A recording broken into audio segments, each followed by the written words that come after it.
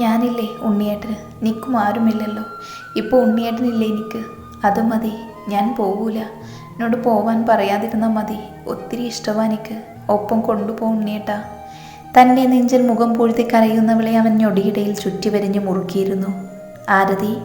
അവൾ അവൻ്റെ നെഞ്ചിൽ നിന്നും മുഖം ഉയർത്തി നോക്കിയതും അവൻ നിറഞ്ഞ മിഴികളോടെ അവളുടെ മുഖം മുഴുവൻ ചുംബനങ്ങൾ കൊണ്ട് മൂടിയിരുന്നു. പെണ്ണെ, പേടിച്ചു പോയി ഞാൻ. ഇതൊന്നും എന്നെ അറിയിക്കാൻ. അറിയുമ്പോഴുള്ള നിന്റെ പെരുമാറ്റം എല്ലാം ഓർത്താകെ ടെൻഷനായിരുന്നു എനിക്ക്. എല്ലാം അറിയുമ്പോൾ നീ എന്നെ തള്ളി പറയുമോ, എന്നെ ഒറ്റയ്ക്കാക്കുമോ എന്നോർത്ത്. ഇപ്പോഴാ ഒന്ന് സമാധാനമായത്. നെഞ്ചിൽ നിന്നൊരു വലിയ ഭാരമൊഴിഞ്ഞ സമാധാനമാണ് എനിക്കിപ്പോൾ. നവീൻ വാക്കുകൾക്കായി പരതി. സന്തോഷം കൊണ്ടോ സങ്കടം കൊണ്ടോ എന്താണ് അവളോട് പറയേണ്ടത് എന്ന് അവൻ അറിയുന്നുണ്ടായിരുന്നില്ല. അപ്പോൾ ഉണ്ണിയേട്ടൻ എന്നെ ഇത്രയും മനസ്സിലാക്കിയിട്ടുള്ളൂ അല്ലേ? ഞാൻ സ്നേഹിച്ചത് ഈ മനസ്സിനെയാണ്, അല്ലാതെ ഉണ്ണിയേട്ടൻ്റെ ജോലിയോ പദവിയോ തറവാട്ടു മഹിമയോ ഒന്നും എനിക്ക് നോക്കേണ്ട ആവശ്യമില്ല. എല്ലാം എന്നോട് തുറന്നു പറഞ്ഞല്ലോ, അത് മതി എനിക്ക്. അവനിൽ നിന്നും അകന്നു മാറി അല്പം നീങ്ങി നിന്നുകൊണ്ട് അവൾ പറയെ അവൻ പരിഭ്രമത്തോടെ അവളെ നോക്കി. ആരതി, എടോ, ഞാൻ അങ്ങനെയൊന്നും. അവൾക്ക് സങ്കടമായി കാണുമോ എന്ന ചിന്ത അവൻ അവളുടെ അടുത്തേക്ക് നീങ്ങിക്കൊണ്ട് പറയാൻ തുടങ്ങി. ഉണ്ണിയേട്ടാ, ഞാൻ സ്നേഹിക്കുന്നത് എന്നെ കാണുമ്പോൾ പ്രണയം നിറച്ചുകൊണ്ട് പുഞ്ചിരിയോടെ തിളങ്ങുന്ന ഈ കണ്ണുകളെയാണ്. എപ്പോഴും എന്നെ ഓർത്ത് വേവലാതിപ്പെടുന്ന ഈ മനസ്സിനെയാണ്. എനിക്ക് വേണ്ടി മാത്രം തുടിക്കുന്ന ഈ ഹൃദയത്തെയാണ്. എന്നെ ചേർത്ത് പിടിക്കാൻ ആഗ്രഹിക്കുന്ന ഈ കൈകളെയാണ്. എനിക്ക് വേണ്ടി എൻ്റെ അടുത്തേക്ക് ഓടി വരുന്ന ഈ കാലുകളെയാണ്. എല്ലാം ചേർന്ന് മുഴുവനായി എനിക്ക് എൻ്റെ ഉണ്ണിയേട്ടനോട് പ്രണയമാണ്, അടങ്ങാത്ത പ്രണയം. എനിക്ക് ജീവനുള്ളിടത്തോളം കാലം എൻ്റെ ഈ മനസ്സിനും ശരീരത്തിനും എനിക്കുമുള്ളതിനെല്ലാം അവകാശി അതൊന്നും എൻ്റെയും ഉണ്ണിയേട്ടൻ മാത്രമായിരിക്കും. ഐ ലവ് യു ഉണ്ണിയേട്ട. ഉണ്ണിയേട്ടൻ്റെ ഭാര്യയായി ജീവിക്കാൻ എനിക്ക് 100 വട്ടം സമ്മതം. ഏന്തി വലിഞ്ഞ് അവൻ്റെ നെറ്റിയിൽ അമർത്തി മുത്തിക്കൊണ്ട് അവൾ പറയെ കരഞ്ഞുകൊണ്ട് ചിരിക്കുമായിരുന്നു നവീൻ. ആരതി. ഞൊടിയിടയിൽ നിറഞ്ഞ സന്തോഷത്തോടെ അവളെ തിരിഞ്ഞു മുറുക്കിയിരുന്നു നവീൻ.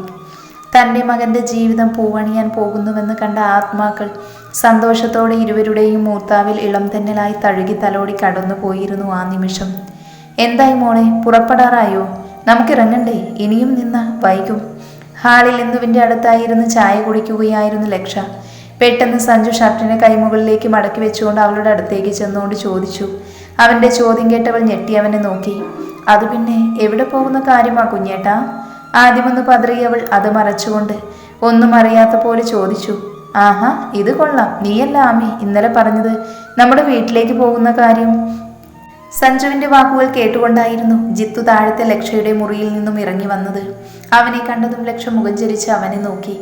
അമ്മേ, ഒരു ചായ. അവൻ ലക്ഷയെ മൈൻഡ് ചെയ്യാതെ ഞാനൊന്നും അറിഞ്ഞില്ലേ എന്ന എക്സ്പ്രഷൻ ഇട്ടുകൊണ്ട് സോഫയിലേക്ക് ഇരുന്ന് ടേബിളിലിരുന്ന് പത്രമെടുത്ത് നിവർത്തി നോക്കാൻ തുടങ്ങി. അവൾ പല്ല് കടിച്ചുകൊണ്ട് അവനെ നോക്കി. സഞ്ജുവിന് ചിരി വന്നെങ്കിലും അവനൊന്നും മിണ്ടാതെ നിന്നു. ഇന്ദു 3 പേരെയും മാറി മാറി നോക്കിക്കൊണ്ട് ആ ഇരിപ്പ് തുടർന്നു. എന്താടാ അമ്മി? വേഗം പോയി റെഡിയാവ്, നമുക്കിറങ്ങാം. ദേവ വിളിച്ചിരുന്നു, അവൾ അവിടെ കാത്തിരിക്കും. അവൻ വീണ്ടും പറഞ്ഞതും അവൾ ദയനീയമായി അവനെ നോക്കി. അത് പിന്നെ കുഞ്ഞേട്ടാ, എനിക്കിപ്പോൾ യാത്ര ചെയ്യാനൊന്നും വയ്യ, അതുകൊണ്ട് ഞാൻ വരുന്നില്ല. അവനെ നോക്കി ഇപ്പോൾ കരയുമെന്നുള്ള അവസ്ഥയിൽ അവൾ പറഞ്ഞു. സഞ്ജു അവളുടെ അടുത്തേക്ക് ചെന്ന് സോഫയിലേക്ക് ഇരുന്നു. അതെങ്ങനെ ശരിയാവും വാവേ? നീയല്ല പറഞ്ഞേ നിന്റെ ഇന്ദ്രേട്ടനെ വേദനിപ്പിക്കാൻ വയ്യെന്ന്. പിന്നീട് ഞാൻ ആലോചിച്ചപ്പോൾ മോള് പറഞ്ഞതിനും കാര്യമുണ്ട്. എത്രയെന്ന് വെച്ചാൽ അവനിതൊക്കെ അഡ്ജസ്റ്റ് ചെയ്യുന്നേ. അതുകൊണ്ട് നമുക്ക് പോകാം മോളെ. അവളുടെ മറുപടി കേൾക്കാനായി വീണ്ടും സഞ്ജു പറഞ്ഞു. അവൾ ദേഷ്യത്തോടെ ഇന്ദ്രനെ നോക്കി. ഇതൊന്നും തന്നെ ബാധിക്കുന്ന കാര്യമല്ലെന്ന പോലെയാണ് അവൻ്റെ ഇരുത്തം. ഇങ്ങേർക്കെന്താ പോണ്ടെന്നൊന്ന് പറഞ്ഞാല് കൊള്ള തിണ്ടി ചെറ്റ കെട്ടിയോന്. അവൾ കലിപ്പിട്ട് അവനെ തന്നെ നോക്കി. എവിടെ? നോ മൈൻഡ്, ചെറുക്കൻ ഇടിവേടിച്ചേ അടങ്ങൂ. അവളുടെ ഓരോ പ്രവൃത്തിയും വീക്ഷിക്കുന്ന തിരക്കിലായിരുന്നു സഞ്ജുവും ഇന്ദുവും ആ നിമിഷം. അവൾ സാരിയുടെ മുന്താണിയിൽ കൈവിരൽ ചുരുട്ടി വലിക്കുകയാണ്. കണ്ണുകൾ അപ്പോഴും ജിത്തുവിലായിരുന്നു. ലക്ഷ, മോളെ, സഞ്ജുവേട്ടൻ പറഞ്ഞതിലും കാര്യമുണ്ട്. മോളെ ഏട്ടൻ്റെ കൂടെ പൊക്കോ, അതാ നല്ലത്. ഇന്ദുവും ഒരു കള്ളച്ചിരി ചുണ്ടിൻ്റെ കോണിൽ ഒളിപ്പിച്ചുകൊണ്ട് പറയെ അവൾ ഞെട്ടി ഇന്ദുവിനെ നോക്കി. അത് പിന്നെ ചേച്ചി, എനിക്ക് അവൾ എന്തു പറയണമെന്നറിയാതെ കുഴങ്ങി. അതും ഇതും പറഞ്ഞുകൊണ്ടിരിക്കാതെ എഴുന്നേറ്റ് പോയി റെഡിയായി വാ അമ്മി, വേഗമാവട്ടെ. സഞ്ജു അവളെ പതിയെ പിടിച്ചെഴുന്നേൽപ്പിച്ചുകൊണ്ട് പറഞ്ഞു. അവൾ ദയനീയമായി അവനെ നോക്കിക്കൊണ്ട് പതിയെ എണീറ്റു. എറണാകുളത്ത് ഭാര്യ ഭർത്താവിനെ ചവിട്ടിക്കൊന്നു. ഓ, ദാരുണ അന്ത്യമായി പോയി. മുറിയിലേക്ക് പോണോ വേണ്ടയോ എന്നോർത്ത് ആശയക്കുഴപ്പത്തിലായിരിക്കുന്ന ജിത്തുവിൻ്റെ പത്രവായന കേട്ട് പല്ല് കടിച്ചുകൊണ്ട് അവനെ നോക്കി. മിക്കവാറും അത് സത്യമാവും. ആമി ഇന്ന് ജിത്തുവിൻ്റെ കാര്യത്തിലൊരു തീരുമാനമുണ്ടാക്കും, കൺഫേം. സഞ്ജു പതിയെ ഇന്ദുവിനോടായി പറഞ്ഞു. അവൾ വയറും താങ്ങി പിടിച്ചുകൊണ്ട് എഴുന്നേറ്റ് ഇരുവരെയും നോക്കി നിന്നു. വയനാട്ടിൽ കൊടുങ്കാറ്റ് ആഞ്ഞു വീഴ്ചി. അവൻ അവളെ ശ്രദ്ധിക്കാതെ വീണ്ടും വായിച്ചു. നിങ്ങൾക്കെന്താ മനുഷ്യ, ഇന്ന് പരീക്ഷയാണോ? കുറേ നേരമായി അവൻ്റെ അമ്മൂമ്മയുടെ ഒരു പത്രവായന. അവൾ ദേഷ്യത്തിൽ അവൻ്റെ കയ്യിലിരുന്ന പത്രം പിടിച്ചു വാങ്ങി വലിച്ചു കീറി നിലത്തേക്കെറിഞ്ഞു. നിനക്കെന്താ പെണ്ണെ, മനുഷ്യന് പത്രം വായിക്കാനും സമ്മതിക്കില്ലേ? അവൻ ഒന്നും അറിയാത്ത പോലെ ചോദിച്ചു. ദേ, നിങ്ങളെൻ്റെ കയ്യിൽ നിന്ന് വാങ്ങും ഇന്ദ്രേട്ടാ. കുഞ്ഞേട്ടൻ പറഞ്ഞത് നിങ്ങൾ കേട്ടില്ലേ? ദേഷ്യത്തോടെ ചുണ്ടും കവളും മൂക്കുമെല്ലാം ചോപ്പിച്ചുകൊണ്ട് തൻ്റെ മുന്നിൽ നിന്നും ചോദിക്കുന്നവളെ കണ്ടവൻ്റെ കിളി പോയി. എൻ്റെ കൺട്രോൾ പരമ്പര ദൈവങ്ങളെ! അവൻ മനസ്സിലൊന്ന് സ്മരിച്ചു പറഞ്ഞിട്ട് കാര്യമില്ല, വയറൊക്കെ വെച്ചപ്പോൾ പെണ്ണിനെ ചന്തം വെച്ചിട്ടുണ്ട്. ഏയ്, ഞാനൊന്നും കേട്ടില്ല. ഉള്ളിലെ പതർച്ച മറിച്ചുകൊണ്ട് അവൻ പറയെ അവൾ അവനെ കൂർപ്പിച്ചു നോക്കി. എന്നോട് കുഞ്ഞേട്ടൻ്റെ ഒപ്പം ചെല്ലാൻ പറയുക, അവൾ അവനോട് പറഞ്ഞു. അതിനെന്താ, നീ പൊക്കോ, അവൻ ചിരി കടിച്ചു പിടിച്ചുകൊണ്ട് പറഞ്ഞു. അവൾ ഞെട്ടിക്കൊണ്ട് അവനെ നോക്കി. ഞൊടിയിടയിൽ അവളുടെ കണ്ണുകളിൽ വെള്ളം നിറഞ്ഞു. അതാരും കാണാതിരിക്കാൻ പെട്ടെന്ന് തല താഴ്ത്തി അവൾ. എന്തേ, പോണ്ടേ? അല്പം കഴിഞ്ഞിട്ടും അവളുടെ പ്രതികരണമൊന്നും കേൾക്കാതെ ജിത്തു അവളുടെ താടി പിടിച്ചുയർത്തിക്കൊണ്ട് ചോദിച്ചു. കണ്ണൊക്കെ നിറച്ച് ചുണ്ടു വിതുമ്പിക്കൊണ്ട് നിൽക്കുന്നവളെ കണ്ടവന് പാവം തോന്നി. അവൻ വീണ്ടും ചോദിച്ചു. അവൾ വേണ്ടെന്ന് തലയനക്കി. അതെന്താ? അവൻ കുറുമ്പോട് ചോദിച്ചു. നിക്ക് പോണ്ട, നിക്ക് ദ്രേട്ടനില്ലാതെ ഉറക്കം വരൂല, ഞാൻ പോകൂല. ഏങ്ങി ഏങ്ങി കരഞ്ഞുകൊണ്ട് അവൾ പറയെ ജിത്തു അവളുടെ നെറ്റിയിലൊന്ന് മുത്തി അവളെ നെഞ്ചോട് ചേർത്ത് പിടിച്ചിരുന്നു.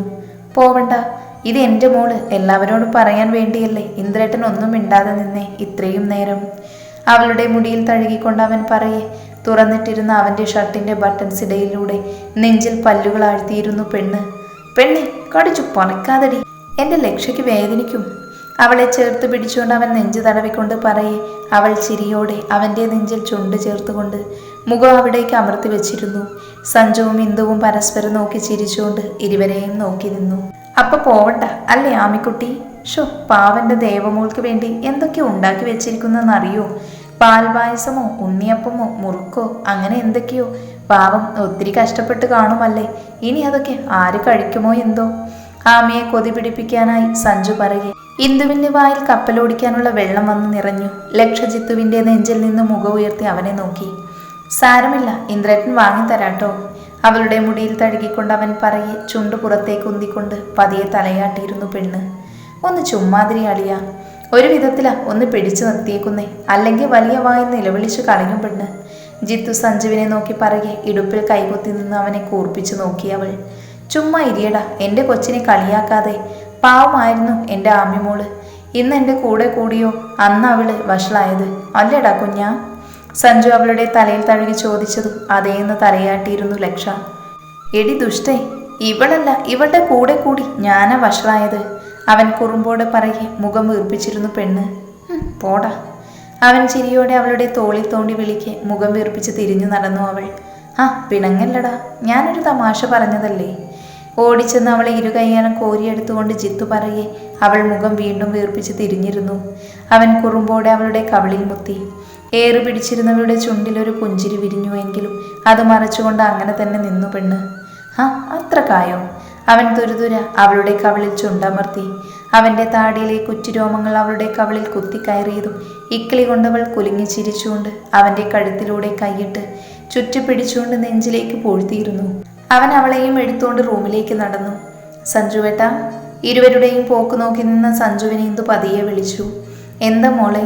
അവൻ അവൾക്ക് നേരെ തിരിഞ്ഞു. അത് പിന്നെ എനിക്ക് അവനോടെങ്ങനെ പറയും എന്ന ചിന്തയിൽ അവൾ കുഴങ്ങി. എന്താടാ, പറഞ്ഞോ, മോൾക്ക് എന്തെങ്കിലും വേണോ? അവൻ ചോദിക്കെ വേണമെന്ന് തലയാട്ടിയിരുന്നു പെണ്ണ്. എന്താ വേണ്ടെന്ന് പറ മോളെ. അത് പിന്നെ ഏട്ടൻ പറഞ്ഞില്ലേ, പാൽപായസം എനിക്ക് വേണം, കൊതിയാകുക. ശിവേട്ടൻ 2 ദിവസം കഴിഞ്ഞല്ലേ വരൂ, അതാ ഞാൻ. ഏട്ടന് ബുദ്ധിമുട്ടാവുമോ? അവൻ എന്ത് വിചാരിക്കുമെന്ന ചിന്തയിൽ അവൾ പറയെ അവൻ പുരുക ഉയർത്തി അവളെ തന്നെ നോക്കി നിന്നു. ഇന്ദു, എന്നെ നീയപ്പോൾ അന്യനായിട്ടാണോ കാണുന്നേ? എനിക്ക് നീയും ആമിയും ഒരുപോലെ തന്നെയാ. അവൻ അവളുടെ താടി പിടിച്ച് മുഖമുയർത്തിക്കൊണ്ട് പറഞ്ഞു. ഏട്ടാ, ഞാൻ അങ്ങനെയൊന്നും പറയണ്ട. ദേവയും അമ്മയും മോൾ ഇങ്ങോട്ട് വരും. അവളെല്ലാം എടുത്തു വെച്ചുവെന്ന് വിളിച്ചു പറഞ്ഞിരുന്നു നേരത്തെ. അവരെ കൂട്ടിക്കൊണ്ടുവരാനാ ഞാൻ റെഡിയായേ. മോള് വിഷമിക്കേണ്ട, ഏട്ടൻ പാൽപായസം കൊണ്ടുവരാട്ടോ. വേറെന്തേലും വേണോ മോൾക്ക്? അവളുടെ കവിളിൽ തട്ടിക്കൊണ്ട് അവൻ ചോദിക്കെ നിറകണ്ണുകളോടെ ഒന്നും വേണ്ടെന്ന് തലയാട്ടി അവൾ. അവനൊരു പുഞ്ചിരിയോട് അവളോട് യാത്ര പറഞ്ഞ് ഉമ്മറത്തേക്ക് നടന്നു. അവൾ കണ്ണു തുടച്ച് അവൻ പോകുന്നത് നോക്കി നിന്നു. ശിവൻ 2 ദിവസത്തെ ബിസിനസ് ടൂറിനു വേണ്ടി രവിയോടൊപ്പം ബാംഗ്ലൂർ പോയിരിക്കുവാണ്. അതിൻ്റെ ഒരു സങ്കടമുണ്ട് ഇന്ദുവിന്. അവനുള്ളപ്പോൾ പേടിക്കണ്ടായിരുന്നു. എല്ലാത്തിനും അവൾ വിളിച്ചില്ലെങ്കിലും ഓടി അടുത്തുണ്ടാവുമായിരുന്നു. എന്തെങ്കിലും വേണമെങ്കിലും വിളിപ്പുറത്തുണ്ടാകും. ഇനിയിപ്പോൾ അവനെ കാണാതെ, അവൻ്റെ സാമീപ്യമില്ലാതെ നെഞ്ചു വിങ്ങും പോലെ തോന്നിയവൾ തൻ്റെ മുറിയിലേക്ക് നടന്നു. ആരതിയെയും കൂട്ടി പള്ളിയിൽ ചെന്ന് അച്ഛനെ കണ്ട ആവശ്യത്തിന് വേണ്ട കുറച്ച് പണവും നൽകിയിട്ടാണ് നവീനും സോമേട്ടനും തിരികെ പോയത്. സോമേട്ട, അവിടുന്ന് റൈറ്റ്. ഏറെ ദൂരം പിന്നിട്ടതും നവീൻ ഫോണിൻ്റെ മാപ്പ് നോക്കി സോമേട്ടനോട് പറഞ്ഞു. ആരതി അവൻ്റെ തോളിൽ ചാഞ്ഞിരുന്ന് ഉറങ്ങിയിരുന്നു. അവൻ്റെ ഒരു കൈ അവൾ വീഴാതിരിക്കാനായി താങ്ങി പിടിച്ചിട്ടുണ്ട്. അയാളൊന്ന് മൂളിക്കൊണ്ട് വണ്ടി വലതുവശത്തേക്ക് എടുത്തു. അല്പം കൂടി മുന്നോട്ട് പോയതും കണ്ടു പാറപ്പുറത്തുള്ള ദേവീക്ഷേത്രം. സോമേട്ടൻ വണ്ടി നിർത്തി. ആരതി, എടോ എണീറ്റ് പെണ്ണേ. അവൻ തട്ടി വിളിച്ചതും അവൾ കണ്ണ് ചിമ്മി തുറന്ന് അവൻ്റെ തോളിൽ മുഖം ഉരസി പിടഞ്ഞെണീറ്റു. എന്തൊരു ഉറക്കമാടോ ഇത്? അവൻ ചിരിയോടെ ചോദിക്കെ അവൾ കണ്ണ് തിരുമ്മിക്കൊണ്ട് ചുറ്റും നോക്കി. എന്നിട്ടും സ്ഥലം മനസ്സിലാവാതെ സംശയത്തോടെ അവൻ്റെ മുഖത്തേക്ക് നോക്കി അവൾ. വാ, ഇറങ്ങ്. അവളുടെ നോട്ടം കണ്ടതും അവൻ പറഞ്ഞു. അവൾ തലയാട്ടിക്കൊണ്ട് പുറത്തേക്ക് ഇറങ്ങി. അവനും അവളുടെ പിന്നാലെ പുറത്തേക്ക് ഇറങ്ങി. അവൾ മുകളിലേക്ക് നോക്കവേ കണ്ടു പാറപ്പുറത്തെ ക്ഷേത്രം. ഉണ്ണിയേട്ടാ, അതിശയത്തോടെ അവൾ വിളിക്കെ കാറിൽ നിന്നും 2 കവറും കയ്യിലെടുത്തുകൊണ്ട് അവളുടെ കയ്യും പിടിച്ച് സോമേട്ടനൊപ്പം മുകളിലേക്കുള്ള പടി കയറാൻ തുടങ്ങി അവൻ. ആരതിയുടെ കണ്ണുകൾ ചുറ്റുമുള്ള കാഴ്ചകൾ ഒപ്പിയെടുക്കുന്ന തിരക്കിലായിരുന്നു. നവീൻ്റെ കണ്ണുകൾ അവളുടെ മുഖത്ത് വിരിയുന്ന ഭാവങ്ങൾ വീക്ഷിക്കുന്ന തിരക്കിലും. ഒടുവിൽ പടി കയറി മുകളിൽ ചെന്നതും കണ്ടു ഒരു കുഞ്ഞു ക്ഷേത്രം. പാറയുടെ ഒരു വശത്തായി ഒരു വലിയ ആൽമരം ഉണ്ടായിരുന്നു. കൗതുകത്തോടെ നവീൻ്റെ കയ്യിൽ തൂങ്ങി മുന്നോട്ട് നടന്നു ആരതി. ആ, നിങ്ങളെത്തിയോ? ക്ഷേത്രത്തിൻ്റെ പുറകിൽ ഒരുങ്ങാനൊക്കെയുള്ള സ്ഥലമുണ്ട്, നിങ്ങൾ അങ്ങോട്ടേക്ക് പൊക്കോളൂ. അവരെ കണ്ടതും അടുത്തേക്ക് വന്നുകൊണ്ട് ക്ഷേത്ര പരിചാരകൻ പറയേ അവളെയും കൂട്ടി ക്ഷേത്രത്തിൻ്റെ പിന്നിലേക്ക് നടന്നു നവീൻ. നമ്മളെങ്ങോട്ടാ പോണേ ഉണ്ണിയേട്ടാ? ആരതി സംശയത്തോടെ അവനെ നോക്കി ചോദിച്ചു. അതൊക്കെയുണ്ട്, നീ വാ. അവൻ പുഞ്ചിരിയോടെ ആരതിയെയും കൂട്ടി അവിടെയുള്ള മുറിയിലേക്ക് പോയി. അവിടെ 2 മുറികൾ ഉണ്ടായിരുന്നു. ഒന്ന് ലേഡീസിൻ്റെയും മറ്റൊന്ന് ജെൻസിൻ്റെയും. ദാ, ഇതിൽ സാരിയും പിന്നെ തനിക്ക് വേണ്ട ആഭരണങ്ങളുമൊക്കെ ഉണ്ട്, വേഗം ഒരുങ്ങി വാ. അവൻ അവൾക്ക് മുന്നിലേക്ക് കവർ നീട്ടിക്കൊണ്ട് പറഞ്ഞു. അവൾ അതും വാങ്ങി അകത്തേക്ക് പോയി. അവൻ അടുത്തുള്ള മുറിയിലേക്കും. ഉള്ളിൽ ഫ്രഷ് ആവാനുള്ള ബാത്റൂമൊക്കെ ഉണ്ടായിരുന്നു. ആരതി ഒന്ന് ഫ്രഷായി വന്ന് അവൻ കൊടുത്ത സാരി കയ്യിലെടുത്തു. കസവിൻ്റെ സെറ്റ് സാരി ആയിരുന്നു അത്. അവൾ പുഞ്ചിരിയോടെ അതെടുത്ത് വൃത്തിയായി ഞൊറിഞ്ഞെടുത്തു. ശേഷം അവൾക്കൊരുങ്ങാനുള്ള എല്ലാം ആ കവറിനുള്ളിലെ കുഞ്ഞു ബോക്സിൽ ഉണ്ടായിരുന്നു. അവൾ അതെല്ലാം കയ്യിലെടുത്ത് എന്നിട്ട് കണ്ണാടിക്ക് മുന്നിൽ വന്നു നിന്ന് മുഖത്തൽപ്പം പൗഡർ ഇട്ടിട്ട് ഐലൈൻ കൊണ്ട് കണ്ണുകൾ വാലിട്ടെഴുതി. നെറ്റിയിൽ കറുത്ത വലിയ പൊട്ടുകുത്തി. മുടി അഴിച്ചിട്ട് കുളിർപ്പിന്നൽ കെട്ടി ക്ലിപ്പ് കുത്തി. ഇരുകൈയിലും 3 സ്വർണ്ണവളകൾ വീതം അണിഞ്ഞു. കഴുത്തിലൊരു നെക്ലേസും അണിഞ്ഞ് കഴിഞ്ഞു ഒരുക്കം. അവൾ പുറത്തേക്ക് ഇറങ്ങിയ അതേ സമയം തന്നെ നവീനും പുറത്തേക്ക് ഇറങ്ങിയിരുന്നു. ക്രീം കളർ ഷർട്ടും മുണ്ടും ധരിച്ച് കണ്ണിലേക്ക് വീണു കിടക്കുന്ന നീളം മുടിയിടകളെ പിന്നിലേക്ക് വിരൽ വെച്ചൊതുക്കിക്കൊണ്ട് അവളെ ആകമൊത്തം നോക്കി പുഞ്ചിരിച്ചു അവൻ. സുന്ദരിയായിട്ടുണ്ട് എൻ്റെ പെണ്ണ്, വാ. അവളുടെ കയ്യും പിടിച്ച് ക്ഷേത്രനടയിലേക്ക് നടന്നു നവീൻ.